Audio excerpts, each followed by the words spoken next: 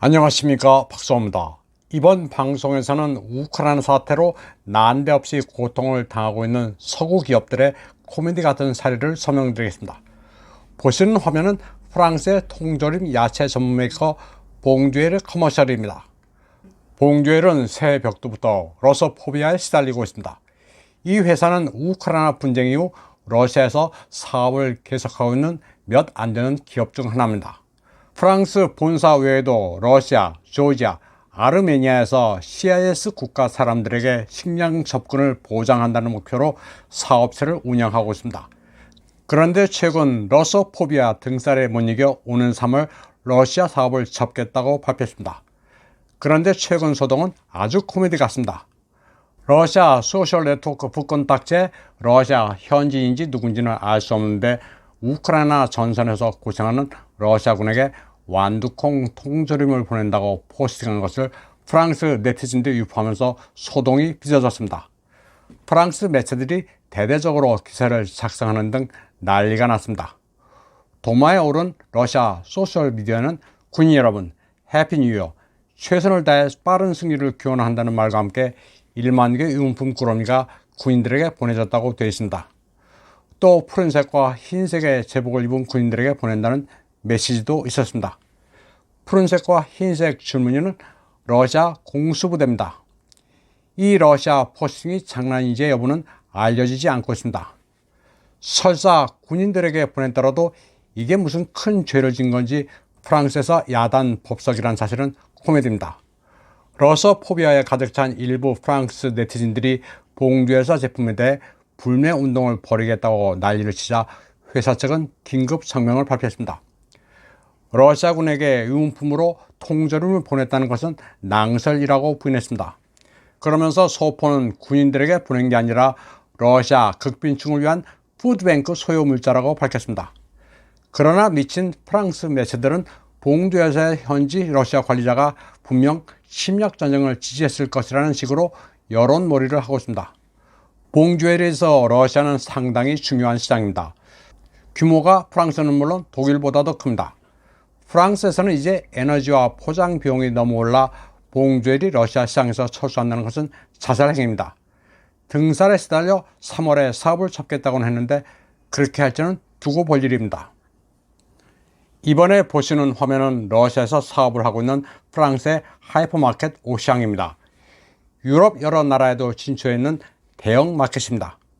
러시아에서만 231개 매장을 가지고 있을 정도로 규모가 아주 큽니다. 이 브랜드도 우크라이나 특수군사작전이 시작되자 러시아포비아에 시달렸습니다.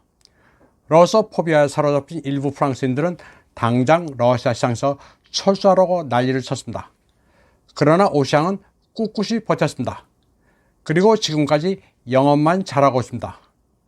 서구의 제재에도 불구하고 물건이 매대 넘쳐나는 대표적인 하이퍼마켓으로 러시아 소비자들의 사랑을 받고 있습니다. 사람들이 소비하는 물건의 국적을 따진다는 것은 무의미합니다. 상품은 돈 받고 팔면 그만일 뿐 소비자가 일반 시민이든 크렘린의 권력자든 아무 상관이 없습니다.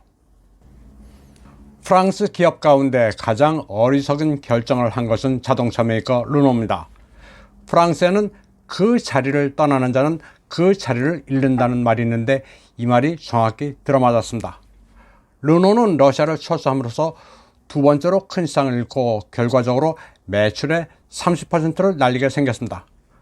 르노가 비운 생산 설비에서는 이제 러시아 토종 브랜드 마스크비치가 생산됩니다. 마스크비치는 러시아 자동차 산업의 아이콘입니다. 그런데 프랑스가 버린 르노의 설비를 중공이 날로 차지했습니다. 신형 마스크비치의 크로스오버 모델은 중공의 JAC가 제공합니다. 1.5리터 터보 엔진을 장착한 JAC의 JS4 모델을 그대로 들여와 마스크비치 3란 브랜드로 판매합니다.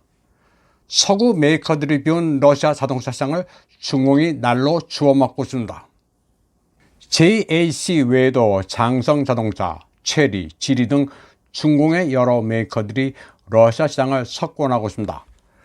러시아를 제재한답시고 뻘짓만 안 하면 자동차 시장도 땅 짚고 헤엄치기입니다. 프랑스 르노 말고 독일 메이커도 바보짓을 하고 있습니다.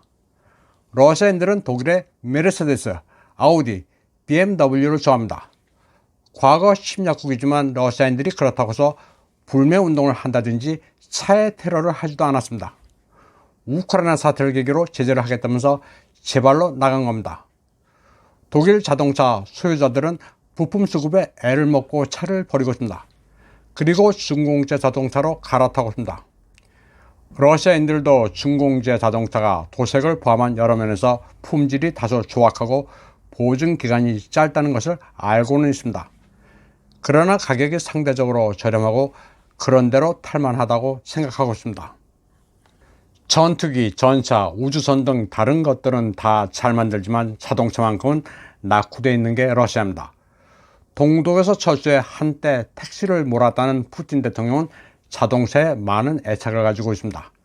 한 번은 그가 러시아 국산차 라다 그란타를 시찰할 때 난처함도 경험했습니다. 차 트렁크가 열리지 않았습니다. 그리고 시승을 하려고 차에 올라타 시동을 걸었지만 키를 아무리 돌려도 걸리지 않았습니다. 그런가 하면 다른 집차의 문이 안 열리는 바람에 창문 안에 손을 집어넣어 겨우 열기도 했습니다. 푸틴 대통령이 자국산 자동차 품질에 대해 가장 황당하게 느낀 순간이었습니다. 이후 푸틴 대통령은 자동차 산업 발전을 독려했습니다. 자신이 대통령 전용 리무진으로 사용하던 메르세데스를 버리고 아우루스란 고유 브랜드로 대체했습니다. 독일 포르쉐와 보쉬 엔지니어링이 들어간 자동차지만 고급 브랜드 하나는 만들어냈습니다. 그리고 아우루스 리무진의 민수용 모델 아우루스 세나트 출시 과정을 챙겼습니다. 푸틴 대통령은 그러면서 외국 정상들을 만날 때마다 아우루스를 판촉도 합니다. 또 자신이 직접 운전대를 잡고 외국 정상에게 시승도 시켜줍니다. 러시아의 자동차 산업은 아직 낙후된 게 사실이지만 이제 서서히 시동을 걸고 있습니다.